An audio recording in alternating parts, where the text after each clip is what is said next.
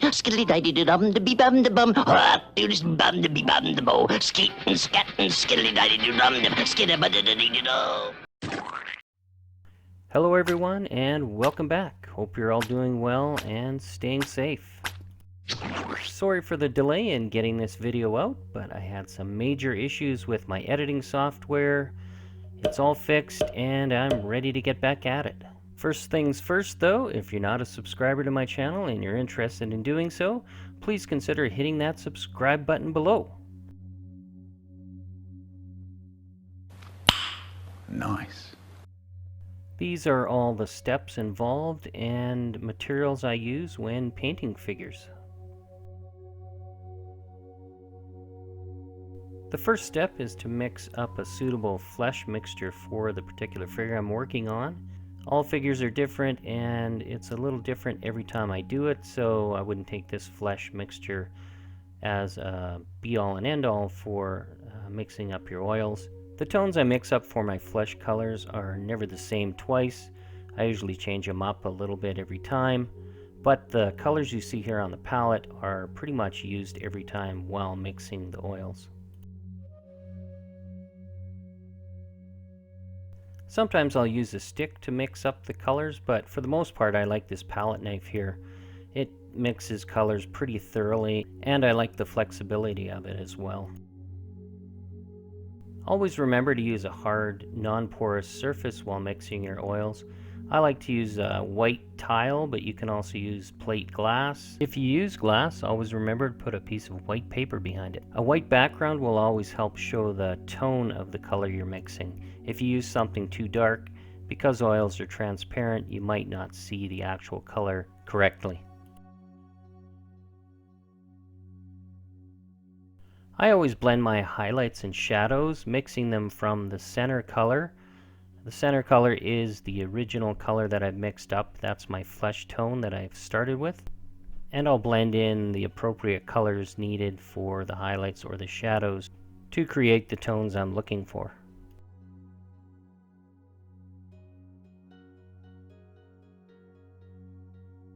When adding the blue, just remember to add very small amounts. It's a very powerful color and it will change things up really quickly if you add too much.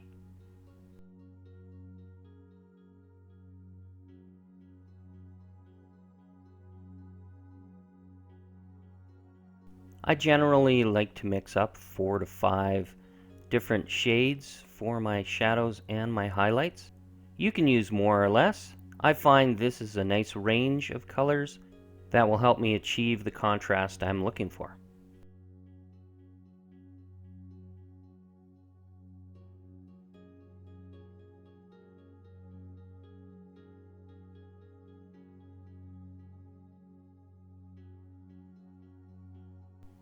As you can see, having that pre-shade on the figure really helps to roadmap where to put the highlights and shadows.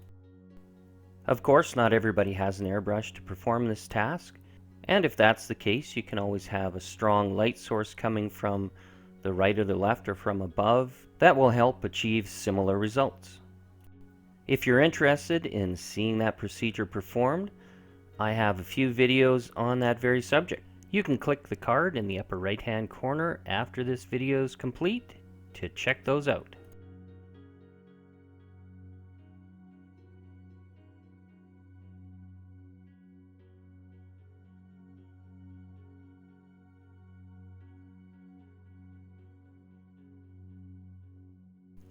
I usually blend each section as I go, but you don't necessarily have to do it this way. You could add all your shadows at one time and blend them afterwards.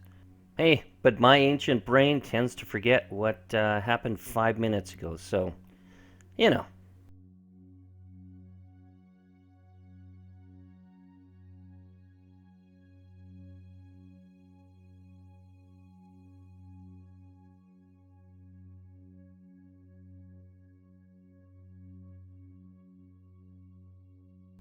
I like to add most of my shadows first.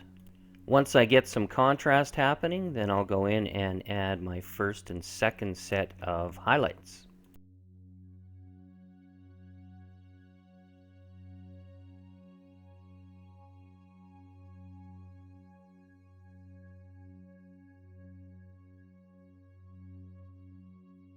I'll always add a little paint thinner to my mix on the palette. By adding the thinner, this helps the paint flow better off your brush and will keep things nice and thin on the surface of the model, and will also aid in creating a matte finish. Another key element in creating a matte finish is to always put your oils out onto a piece of cardboard or absorbent paper of some kind. This removes all that excess oil out of the paint. Give these two techniques a try. I'm sure it will solve most of your glossy paint issues.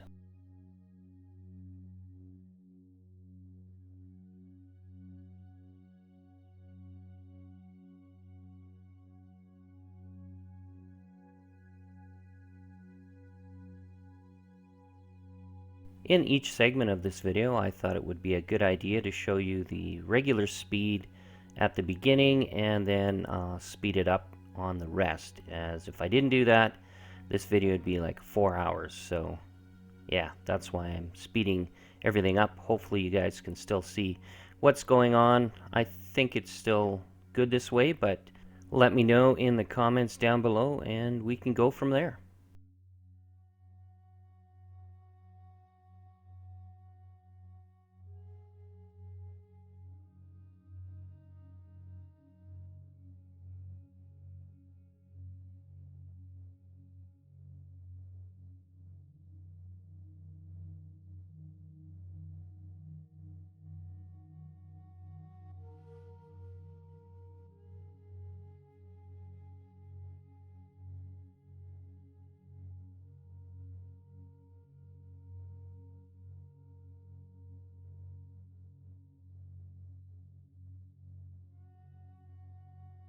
The next step is to start adding some highlights.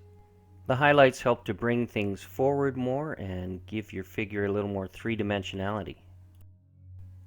Like I've said in previous videos, shadows will push things back into the distance, highlights will bring things forward, and in my opinion that's what helps create contrast and realism.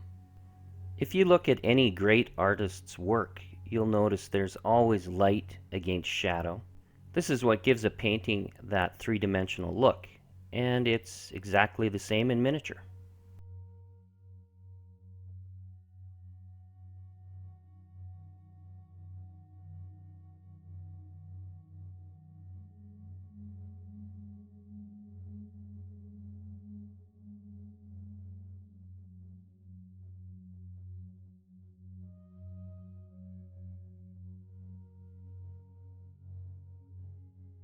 With the second set of highlights, I'm being a little more precise with where I'm placing the paint, and placing them where more light would be cast.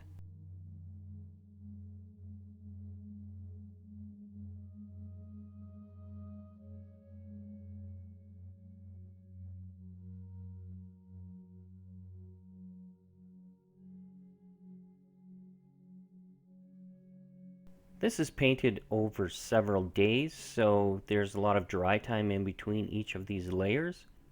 So once I've reached this stage, the paint's becoming more of a glaze. And a glaze is a very thin skin of paint, generally used to tint or alter the underlying paint.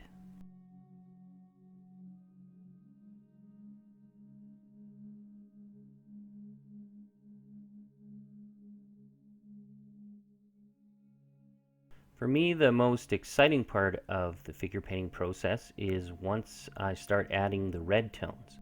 In my opinion, this is when the figure really starts to come to life.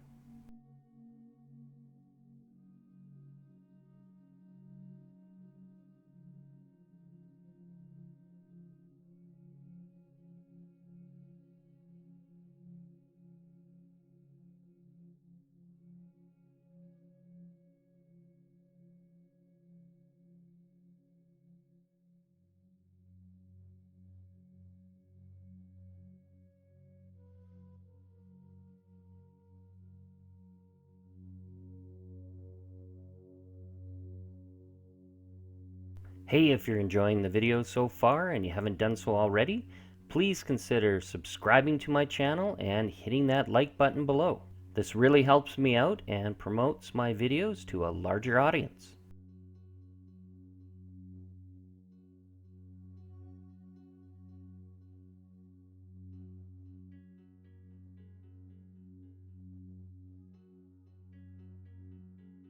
At this point, the paint has become very, very thin. It's more of just a tint than anything.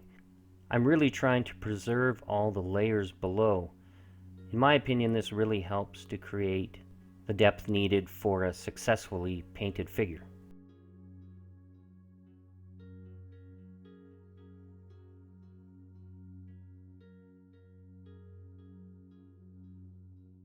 You can see here by adding all those deepest shadows how it really helps sell the illusion of depth.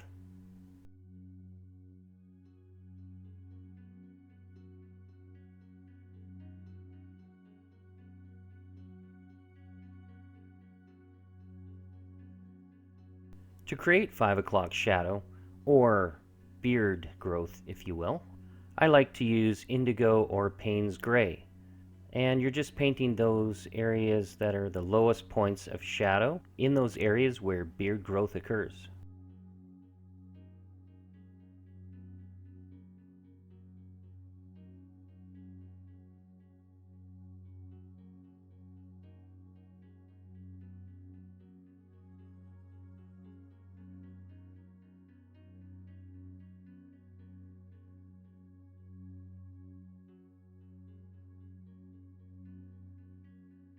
This golden Baroque color is a very powerful color, so I have to be careful how much I'm adding and where I'm adding it. It is, however, an excellent color for creating that rosy look that you tend to see on certain areas of the face.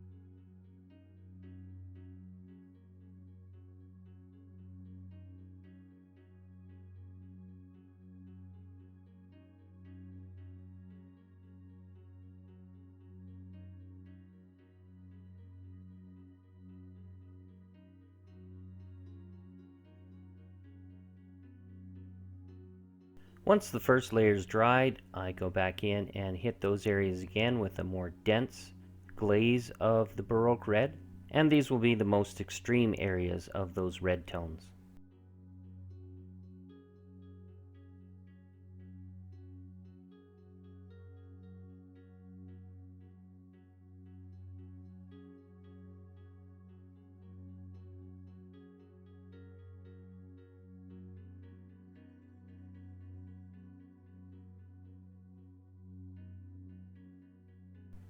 As you can see, this step really helps give the figure a nice glow, and personally for me it's one of the most satisfying steps in the figure painting process.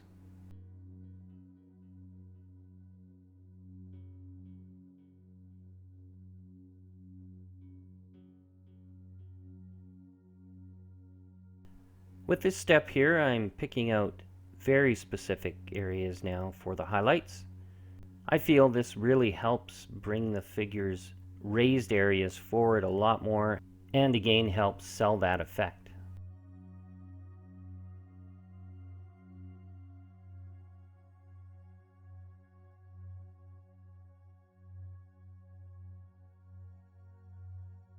Take care at this point not to overdo this effect. If you add too much of this really extreme highlight, you could end up with a figure that looks kind of ghost-like, so yeah, just be careful not to overdo it.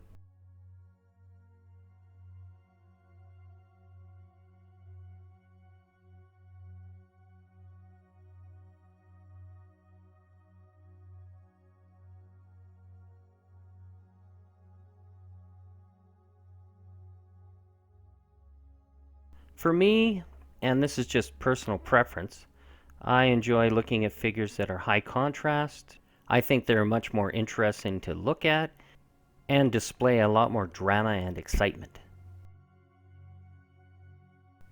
So try some of these techniques. I think you'll find they'll help your models really rock.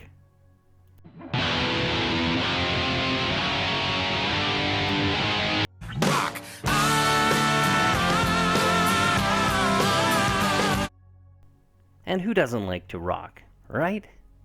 Thanks for indulging me in a little bit of Jack Black goodness.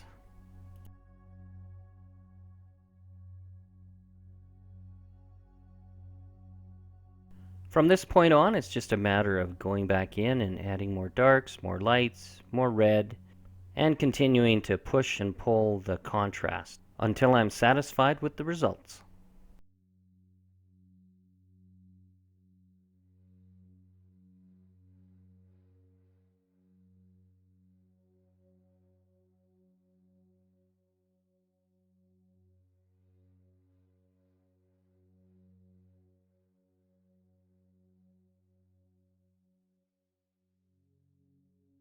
If I feel the figure still needs more contrast, I will boost the highlights and boost the shadows again. And this is just a matter of standing back and looking at the figure from a distance or in a different lighting situation. This indicates to me whether or not to continue to push those values.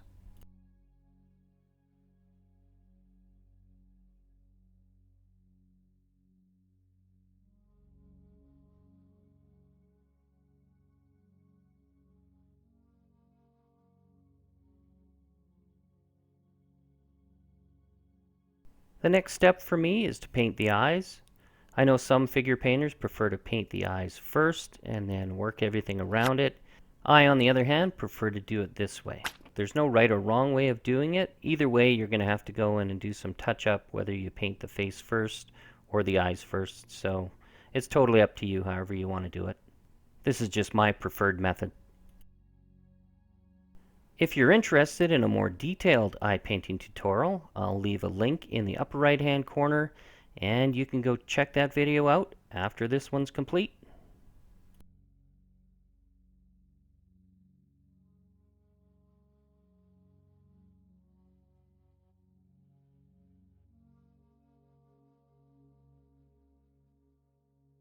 If you're a right-handed painter, you might find painting the eyeball on the left harder and vice versa. An easy solution for that is to turn the figure upside down so you avoid having to paint around the nose.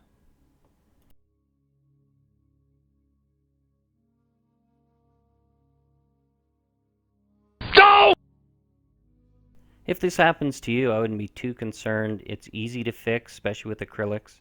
Just go back in right after you've finished making the mistake and remove it with some water.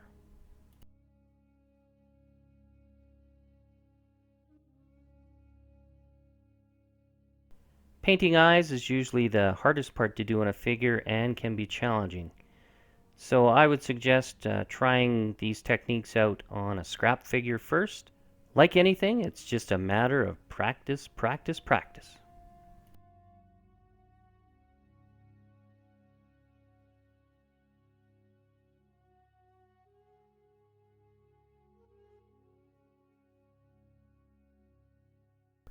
I still wasn't happy with the results yet, so I decided to go back in and boost up those highlights one more time. And these were placed on the most extreme protruding areas.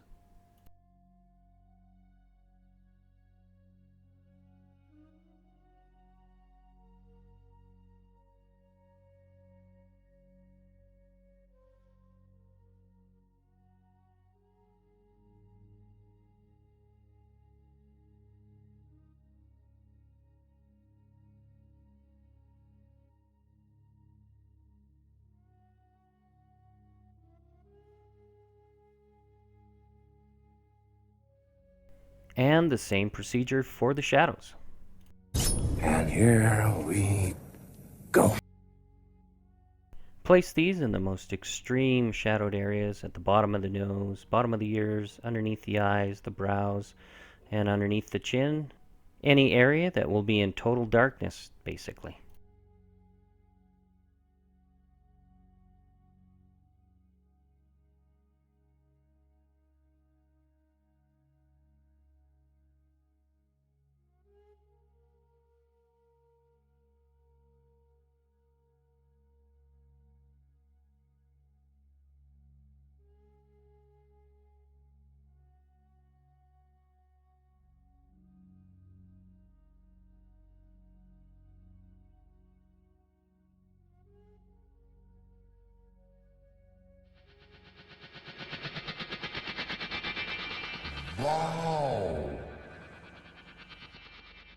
And to create the fill for the pipe, I just used some finely ground sawdust and a little bit of white construction glue, then filled and packed it.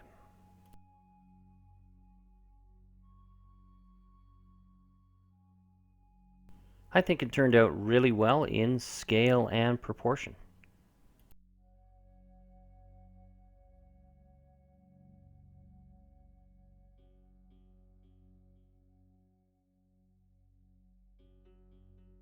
It was then painted using a variety of browns, grays, and blues.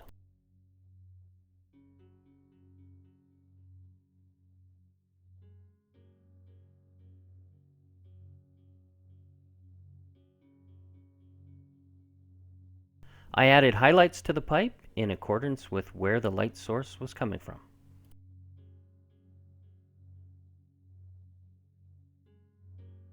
And then, OMG, disaster struck. Son of a gun. You thought I was going to say son of a bitch, didn't you? Yeah, just a word to the wise, if you're going to be using a heating source for drying your figures, just make sure you're watching how long you keep it in the oven. So I ended up with blisters forming in some of the areas of the paint, and I think this was caused by possibly some uncured resin underneath the primer, and as a result overheating must have brought those to the surface. Once everything was primed and base coated again in a flesh tone, the tables turned from being a figure painter to becoming a restoration artist.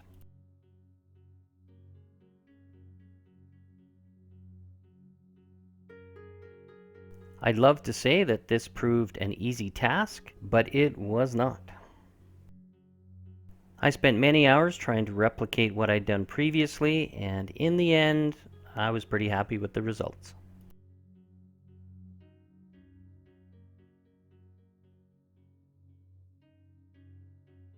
Painting the sailor's cap was pretty straightforward. I just used multiple layers of indigo to create those shadows. I just built them layer upon layer, and the white highlights were just the white of the cap.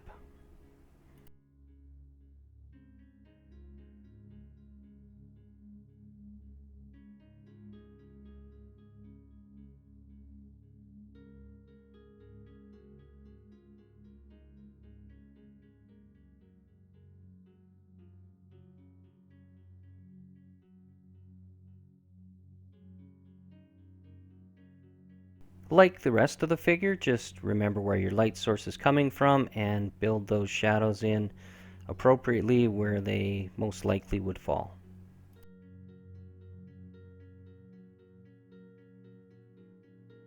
As an alternate to the indigo, you could use sepia if you were looking for a more weather-beaten or stained appearance.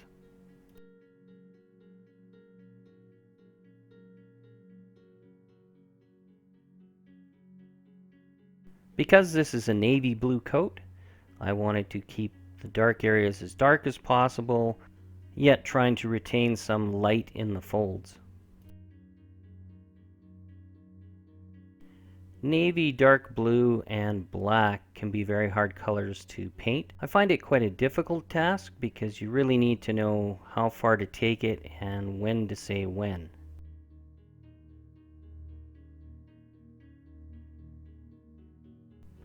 Again, like with the face, I like to put in all my dark shadows first, work in 2 or 3 layers of those, and then I'll go back in and add some highlights, and then go back in and add more darks and more lights until I find things are just right.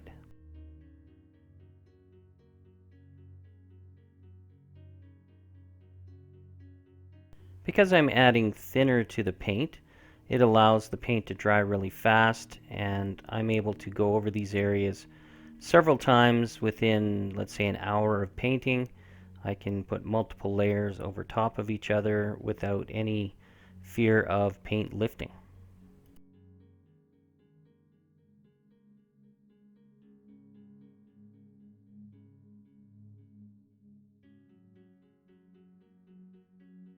Highlights are applied in the same manner as the shadows. I'm just trying to be very careful how much light I'm actually bringing into the figure at this point. I want to be very subtle, as the figure can start turning very gray really quickly, and you don't want that on a blue uniform. Of course, the rules can change depending on the environment of where the figure might be situated. For instance, if it's an old tattered blue overcoat or blue navy jacket, then it more than likely wouldn't retain that very dark blue navy color anymore. At this point, all the insignia and details were painted in, using all the previous techniques you've seen throughout this video.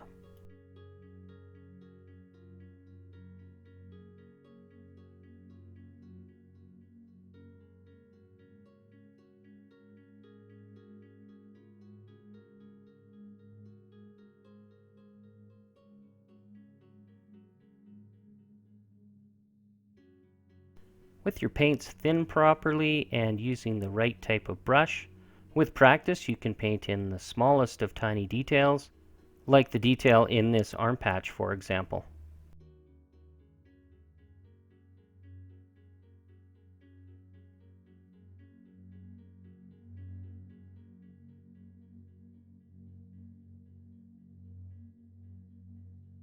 Here's a snippet of a tutorial I have planned for the future on how to paint realistic looking water. Stay tuned for that. Well, I think we'll call this video pretty much complete. Popeye and I would like to thank you very much for sticking around all the way to the end. And if you did, let me know in the comments below. Again, I'd like to apologize for this video taking so long to make.